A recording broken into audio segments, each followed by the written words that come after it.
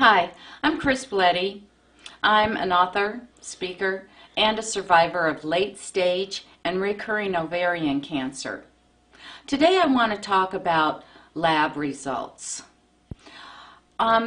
If you've been through cancer treatments or treatments for any type of serious illness, you probably will find yourself in the same situation as those of us who've been through treatment for ovarian cancer. Once the treatments end, the follow-up begins.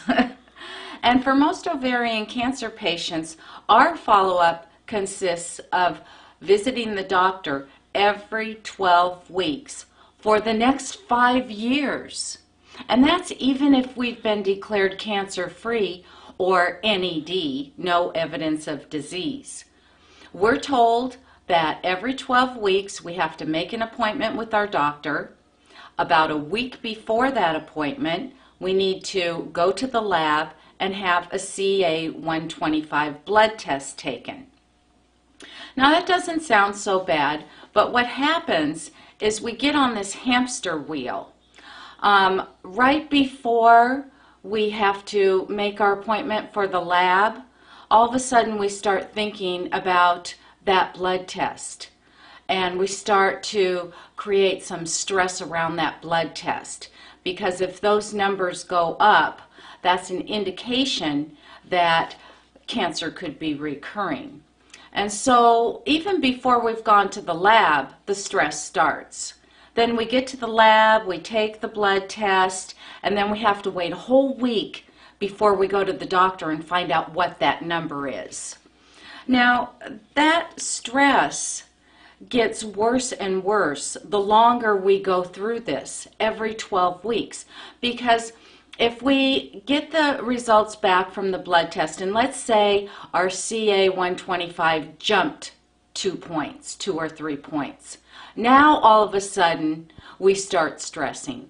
Even if it's still well within the healthy range, we're going to stress about it because it made a jump.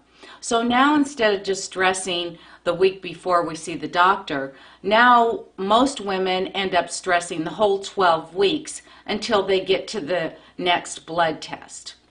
Now, oh my gosh, if that blood test jumps a point or two, now we're talking about panic. Even if it's still in the single digits, I hear women panicking because the CA jumped a couple of points.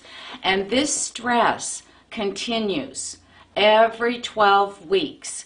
And even if the numbers go down, okay, now our numbers went down. All right, we're okay for a little while. But then when you have to take that blood test again, the stress starts. Everyone knows, it's well documented, that stress is a huge contributor to illness and disease. So I found that when I was stressing about my CA, I knew it wasn't healthy for me, but I couldn't help it. I was on this hamster wheel, stressing every 12 weeks. And I was trying to figure out, how can I stop this? Now, it's not easy. It really isn't. But I decided the only way I was going to get out of this stress was to finally release my attachment to that number. I was so attached to my CA-125 number that I practically lived by it. I talked about it with everyone. Everyone was in the habit of asking me what my CA was, and I was completely attached.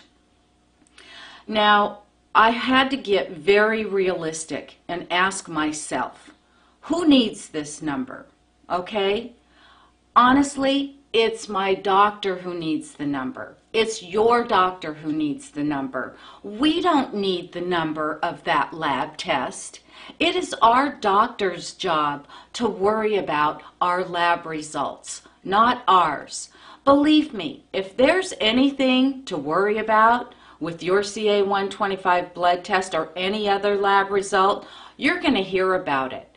And stressing about it for the whole 12 weeks until we get to the doctor again is not contributing to our health and our well-being. It is so important to get a handle on these lab results and to find a way to release our attachment to that number. I know it's hard and I know it takes practice, but I also know it can be done because I've practiced it for a long time now. I got to the point where I quit asking what my CA number was. If my doctor mentioned it, fine. If he didn't, fine. I still knew if he didn't mention it, there was nothing to worry about.